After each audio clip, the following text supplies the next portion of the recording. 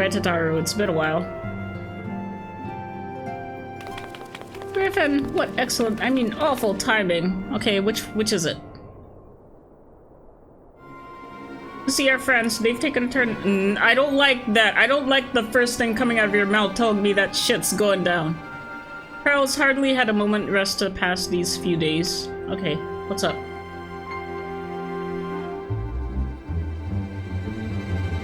We didn't want everyone to worry, so we've been keeping it quiet. Okay. Oh, but listen to me. I call myself a receptionist, and I haven't even bothered to ask you why you're here. Well, it's related, so just tell me what you know. So they think the spirit vessel will be ready soon, and they want to make sure that there are no problems at this end, but there are problems.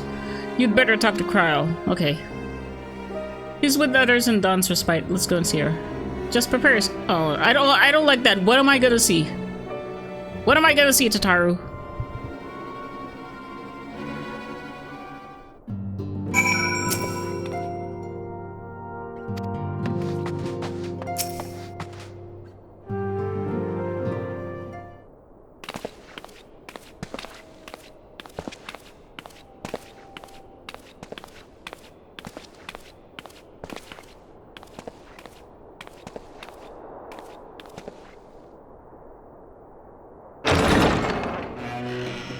Excuse us? Why is it so dark?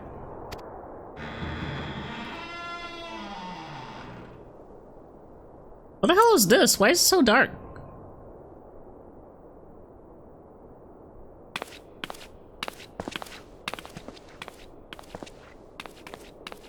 This way.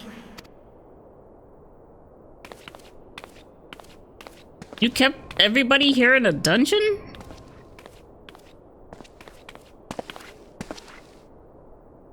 My glowy weapon.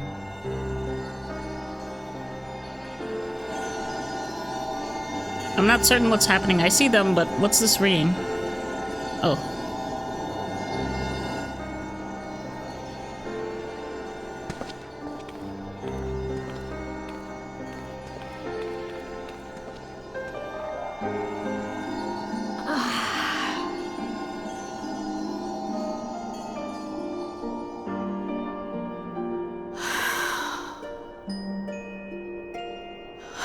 I would rather you hadn't seen this. No, literally, what am I looking at? I really can't see anything. I'm sorry. We have urgent tidings. Oh, no, I'm not angry with you. On the contrary, I know full well how hard everyone has been searching for a way to return home. And I had hoped to afford you the time you needed. But given our friend's present state, perhaps it was for the best that you came.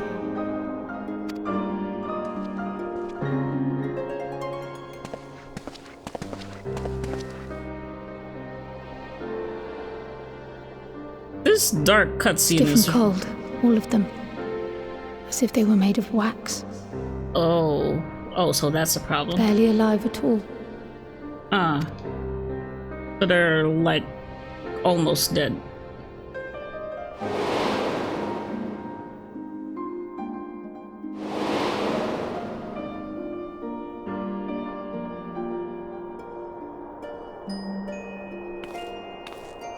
And they had been doing so well. Save for occasional signs of etheric instability, they appeared to be in passable health.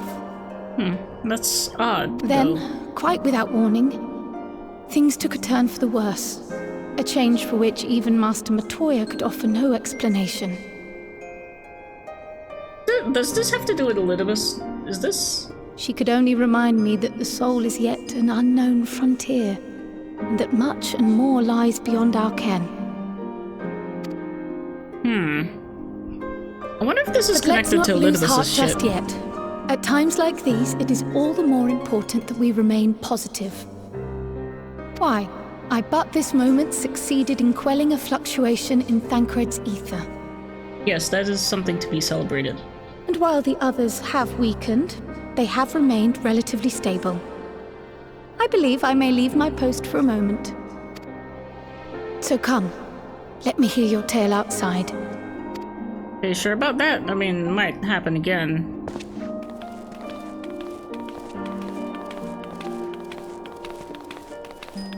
Oh yeah, that instability thing coincided with Thancred, like, being really weird back there.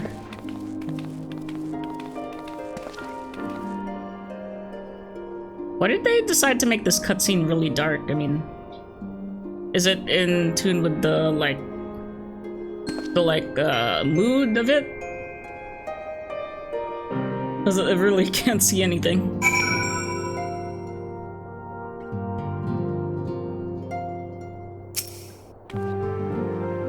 As you probably noticed, we put them in night clothes. I know they're not exactly asleep, but seemed like the right thing to do. I mean, and that's fine. Like, if I was gonna have my body be in extended coma, then I would want something comfy. I've made them some new clothes for when they wake up, so they have to come back, and they will. They will. They will. What news from the first? I see. Work on the spirit vessel proceeds apace, but our friends begin to falter. As they themselves have observed, the link between body and soul has weakened. It's as simple as that. For now, I'm still able to quell the fluctuations in their aether, but it's only a matter of time. We'll lose them if we don't act soon, so if the Exarch is ready to attempt something, let him attempt it. As for the spirit vessel itself, if we seek to draw upon Algan wisdom, we could do worse than consult an expert in the field. And I think I know just the man. Time being against us, it may be best if I go and solicit his aid in person, and if it does mean leaving my patients... yeah, that is, like, a bit. Food for the soul. Judging by her sheepish expression, Tataru has a favor to ask. Griffin, can you spare a moment? Well, Crow goes and finds this expert of hers, I mean... There's a gift I was hoping to send to our friends in first, you see, and since we might be waiting a while, I wondered if you wouldn't mind giving me a hand with it. Okay. My first attempt turned out well, so I'm going to make it properly. I'll be in the kitchen at the House of Splendors. Meet me there. Oh, you're gonna cook something nice? Well, I'd better be off too. I shall see you soon, either here or at the house, depending on how our patients fare in my absence.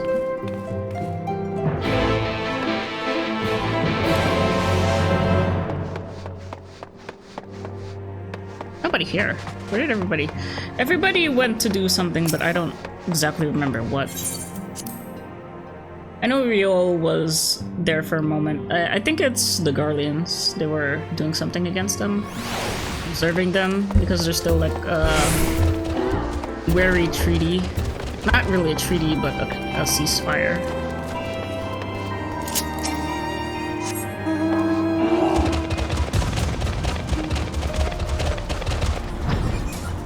Oh, I could fly! Oh, joy of joys.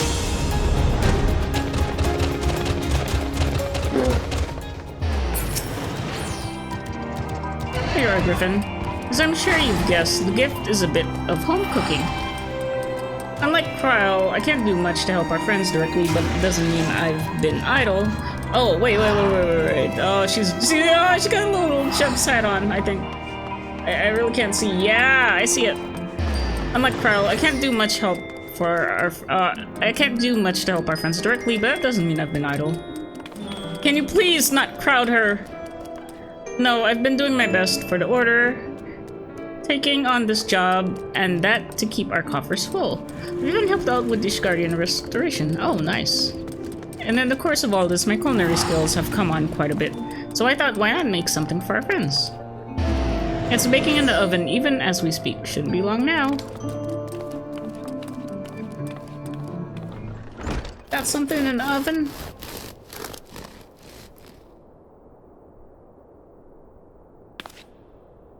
There, baked to perfection, even if I do say so myself.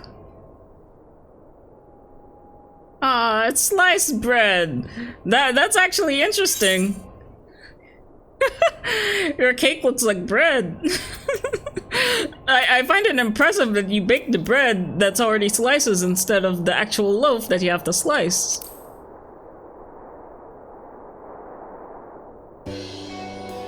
It is bread, silly, and not just any bread.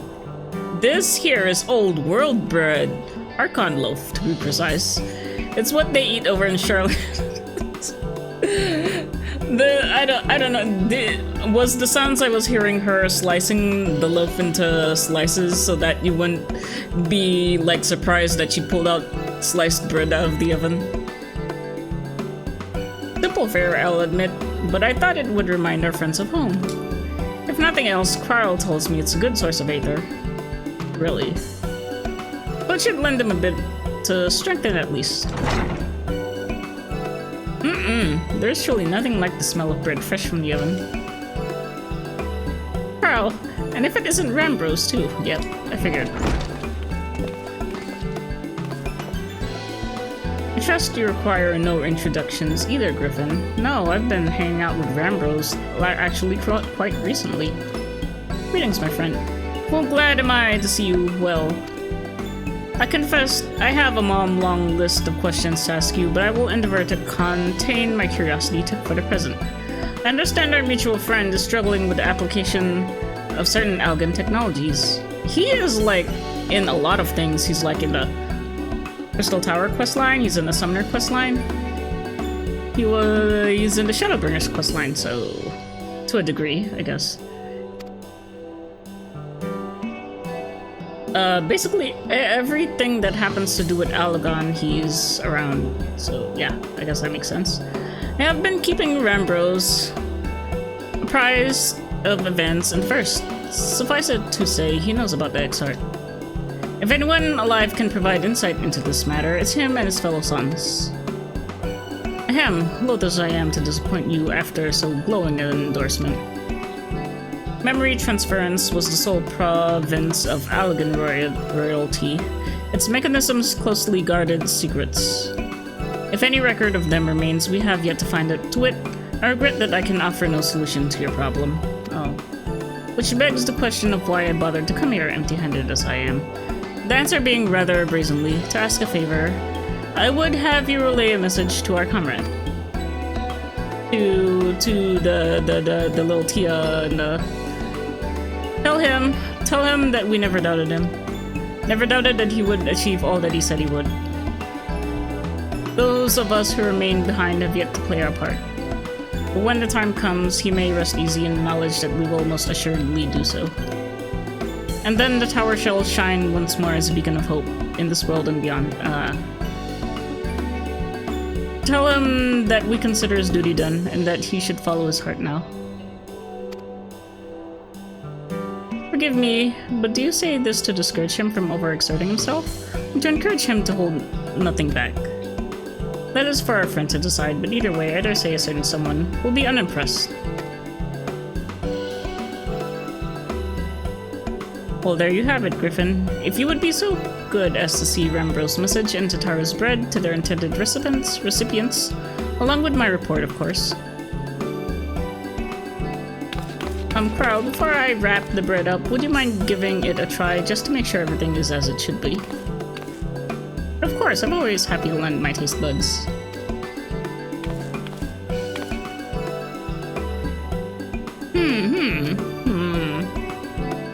Excuse me, Rambros, as fellow Charlian, may I trouble you for your opinion? Well, I usually have mine with a good dollop of Rolandberry jam, but I suppose plain is best for sampling purposes.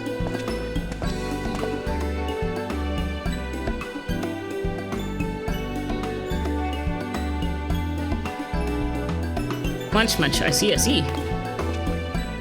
Oh no, is the bread bad? It is indeed, Tatario. Dense and pleasant, exactly as it should be. Really? Just so, the very taste of home. Dense and pleasant. As you might expect, our countrymen have amassed a wealth of culinary wisdom from every corner of the world. But our native cuisine is, shall we say, a little lacking. In Charlian, the majority regard food as a source of nourishment rather than enjoyment. Save for those few who actually research the culinary arts, we pay little heed to the niceties of taste and texture. Really? So all your food is shit, basically. It was against such a gastronomic landscape that what we now call the Archon loaf was born. It was against such a gastronomic landscape that what is now called the Archon Loaf was born, the creation of an Archon who devoted himself to the study of bodily sustenance. In order to maximize its nutritional value, he incorporated copious quantities of pulverized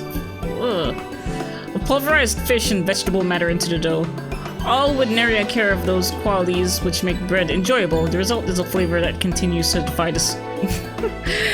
It's made of fish and vegetable matter on top of the dough. But what? Yet, for its many shortcomings, the loaf's nutritional value cannot be denied. And being a damnly convenient way to cater to one's bodily needs, it quickly found an audience amongst busy scholars. Why, when I was a lad, nigh every meal was a sandwich made with this very bread and whatever ingredients happened to be on hand. I suspect just about every Archon could say the same. Having been away from home for so long, I thought I might have forgotten the taste, but no, it's all too familiar. How it takes me back. It tastes like shit, but at least the familiarity of it gives you comfort.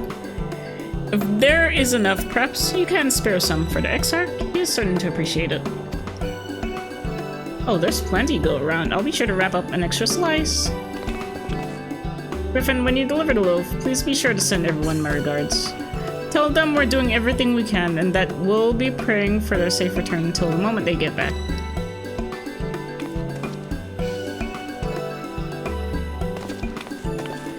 Whenever I look at Rambros, I feel like he's wearing like a nightgown.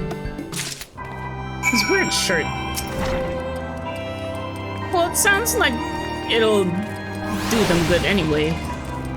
When everything's back to normal, I'll cook something for you too. Griffin, God knows you deserve a treat. I do deserve a treat. I'll be looking forward to that treat when I get back. MacLeod. You are returned. Good. There's much to discuss. The others are making their way hither as we speak. Welcome back, my friend. How was your journey? Here, I'm gonna shove this in your face. Created by an Archon who devoted himself to the study of sustenance, this bread infused with pulverized fish and vegetable is extremely nutritious, assuming one can get past the taste.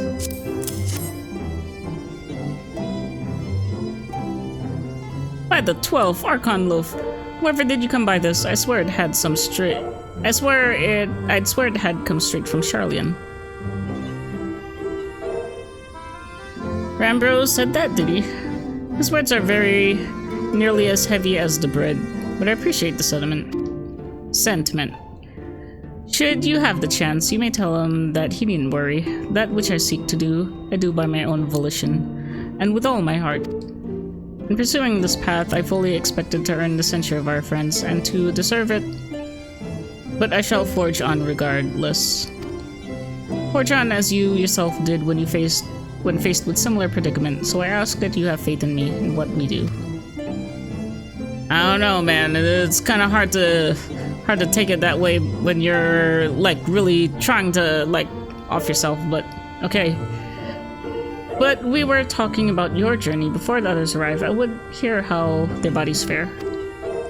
Oh, and the bread I shall save for later. Though it has been many years, I have not forgotten the feats of mastication required to consume it. What? Nor how unconductive they are to conversation. Unconducive they are to conversation.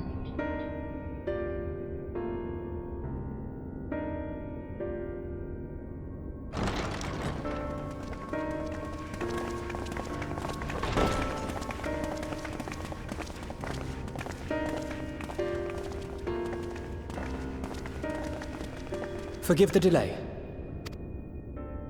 We have visited every region and confirmed the presence of Ascians throughout the realm. Lest a grave predicament be made to seem hopeless, it should be noted that they are of inferior rank.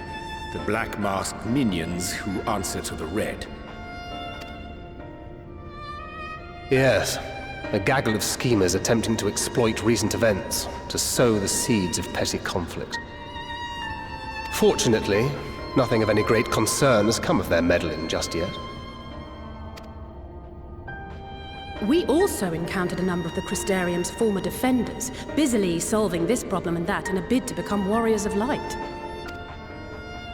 Their zeal is to be applauded. 'Tis but a pity I cannot encourage them on their cause.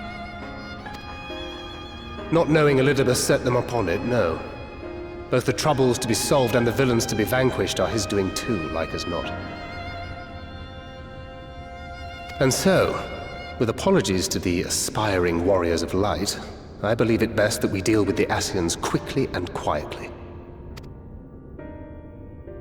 I quite agree. But tell us, what news from the source? How fare our bodies? You're all dying.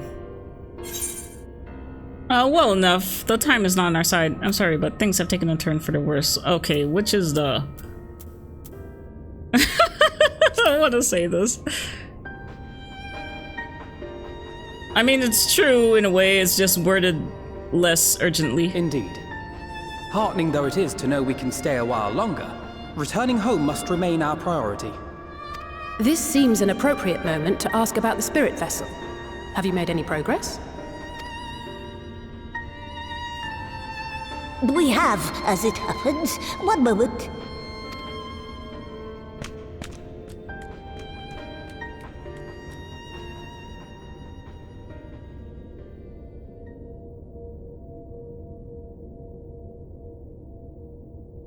Look, they're all just like The little red exarchs. stones. Then this doth mean... Redstones, okay. For the benefit of all, permit us to explain.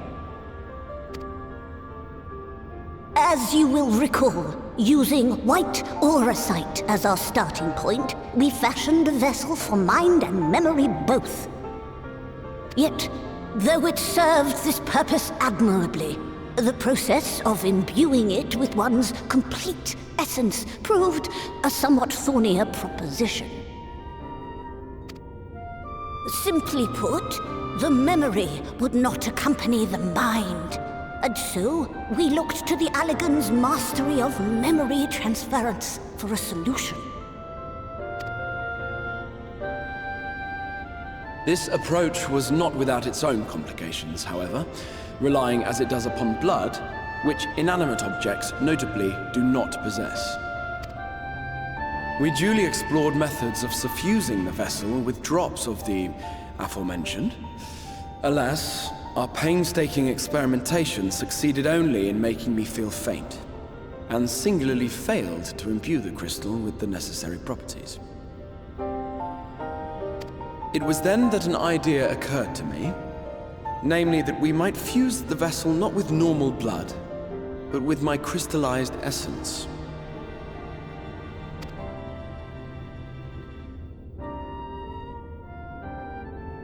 You're doing this for our sakes, so far be it from us to complain. But don't think we haven't noticed what's happening to your arm. It falls well short of offering up my life in exchange for yours, which was your only stipulated prohibition, as I recall. And it is but a small price to pay for delivering you home. Assuming it works.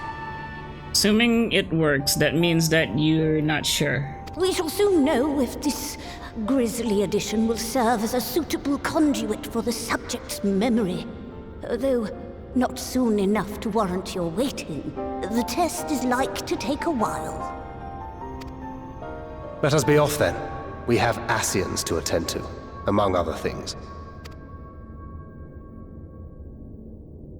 Forgive me, but I count 6 vessels, and there are only 5 of us.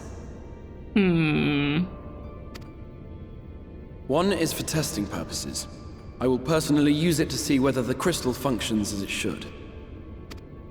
And if it does, wouldn't that mean that your soul could also return to the source?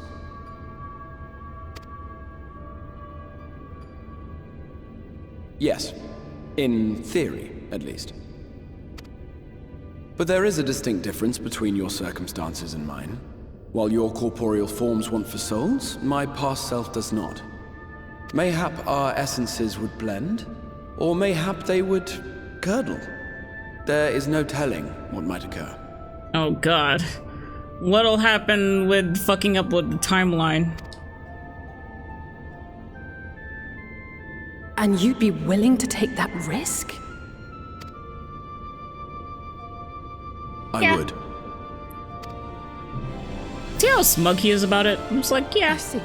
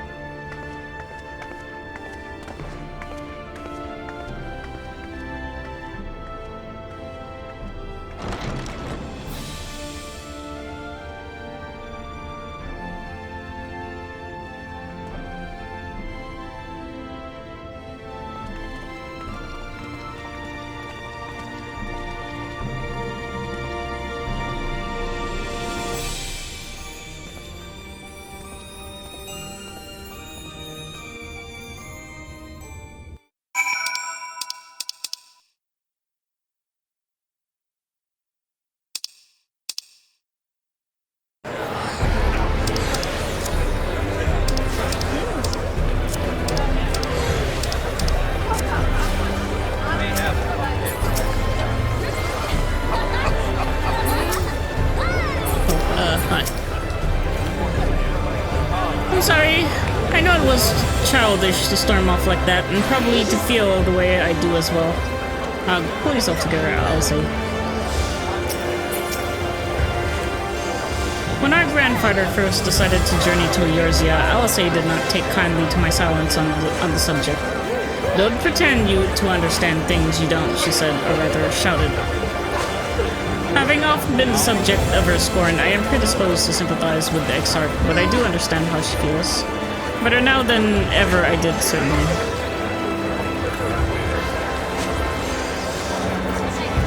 Okay, whose daughter people are in? It's stupid, but I've never really stopped to think about what would happen once the vessels were complete, and now Daddy has to go away. No, there's no point. I hope the test is a success, truly. But I hope Dad stays too. I, for one, support the Exarch's choice. To be alive is to be driven by a purpose, and few are as driven as him. The thought of dying for my friends makes me feel so alive. Past a moment, Griffin. I would speak with thee on the matter of the Exarch's mooted return unto the source. Thou wilt have observed that our friends spake not in certainties. Yet if Betlug had the right of it, 'tis possible to predict the outcome of his plan with some confidence. And it is their assessment that given the opportunity, the Exarch's soul should successfully merge with that of his younger self. Well, like I said, it's time and dimension bullshit that I can't wrap my head around.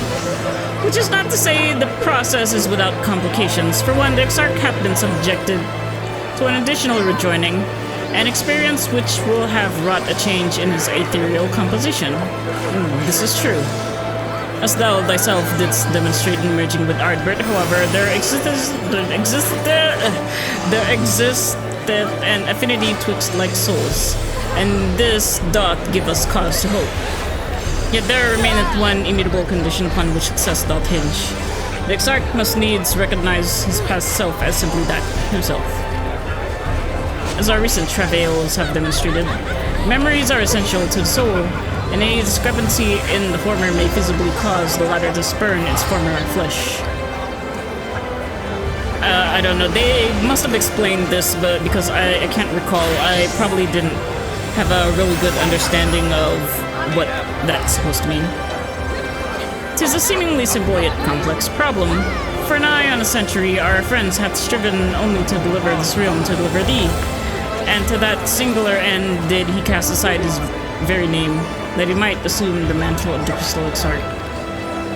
Henceforth, none can say what choices our friend will make, but though it only right that thou be made aware of these truths. Okay, thank you, Ajay. Lest there be any doubt, the Exarch hath long been aware of the possibilities, but he but recently unfolded to us. Wherefore did he refrain from sharing them until now, I cannot say.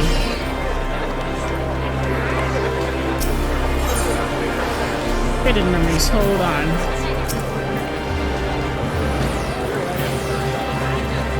Okay. What is this? Is that... It's Amarat and Elidibus Ardbert. Oh yeah, I remember. What's her face is still there. What's her face? What's her face? What's her face? Shit, I can't remember now in all the excitement. Y'shtola is still in Amarat. Right then. Well, the Exarch literally pours his own sweat and blood into this allotted task. It seems only fair that we attend our own. Dealing with Elidibus and his minions. Just so, there is one other matter. In light of our deteriorating health, Y'shtola should not be left alone in Anadir. Might I trouble you to visit her, Griffin, see that all is well? I would go myself, but I think she might be safer in the hands of one less prone to collapsing. You know what, that's fair.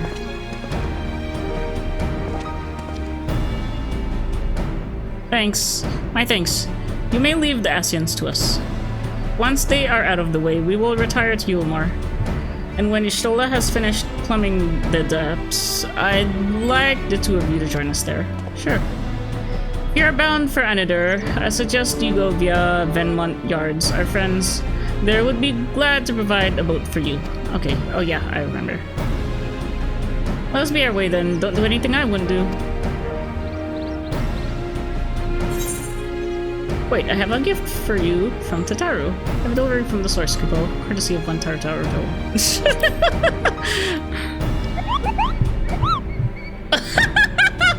Nice! Nice! You're a long way from home, Moogle. And this is from Tataru, is it? Whatever.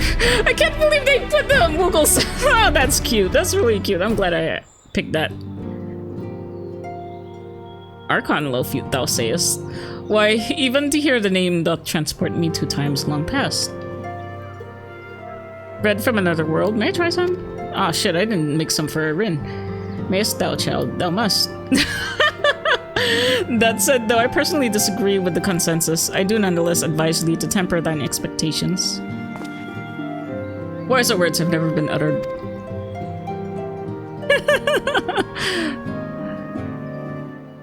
Though it rarely darkened our dining table at home, I can attest that it was standard fare at the studium. Indeed, a slice was never far from our peers' hands. Alphino, you really are an unbearable snob sometimes. You know that? Oh man, honestly, oh man, all of it. What I believe my colleagues are trying to say is that we appreciate the gesture. Till Tataru will do our best to return before she's forced to seek further supplementary employment. Right, let's be off now. Whew. We can find a drink to wash down the bread on the way.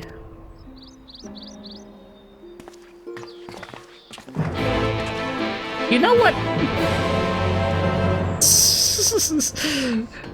You know what? That actually reminded me of bread when Elidibus, you know, when Elidibus like shot the Exarch with his little tickle Asian power thing. He said your soul was really dense, and I was thinking, oh, like bread. Bread is dense. Good bread is dense. Not the store-bought shit. The store-bought shit is light as fluff, light as fuck, and never really filling. But when you make your own bread, it can be like super dense, like it's really heavy, it fills you up.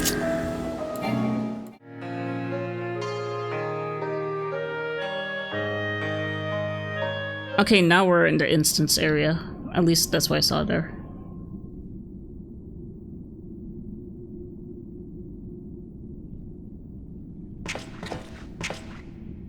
What? No. Oh, hey, Elidibus. That's unfortunate timing. I had intended to speak with you alone. Well, you didn't have to fuck over Y'shtola about it. Like, you could have just asked. I would have lended you my ear.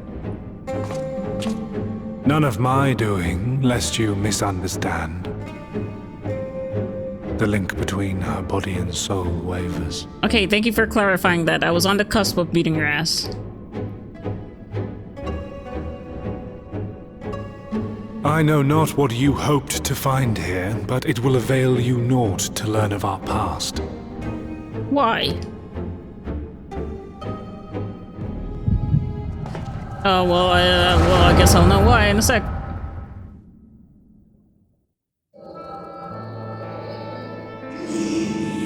Reviewing the records yet again. Really? You worry too much, Elidibus.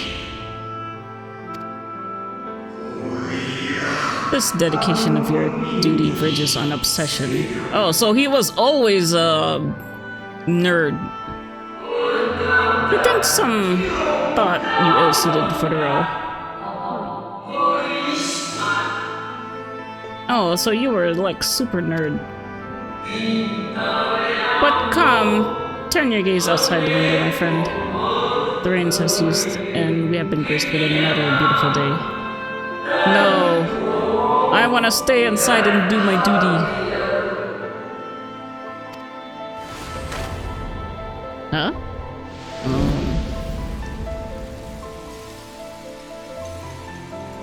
It fades. Fades away into oblivion. Does the world no longer have need of me? This is super personal. No, I am Elidibus, and I will fulfill my duty.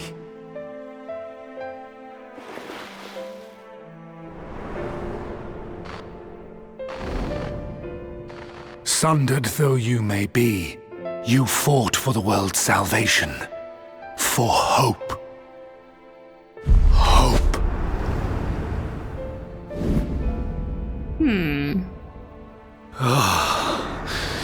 It swells within me, empowers me. Now I may carry out my mission. And yet, why do I yearn for this?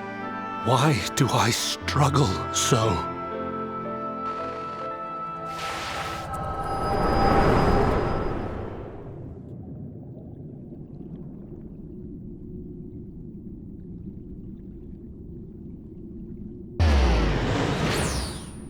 What?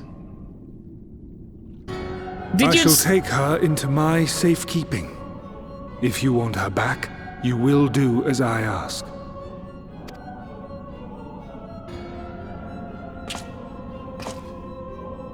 Show me your strength. I would take your measure.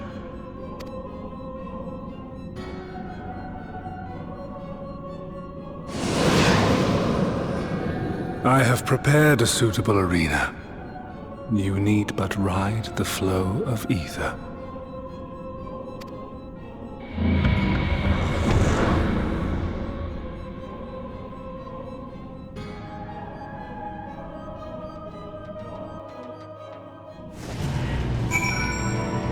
I feel like this happened before, like... Oh yeah, Emmett did that to the Exarch. I was like, what the fuck? What's this? Oh. Faded memories. Okay, give me 1 second. Prep.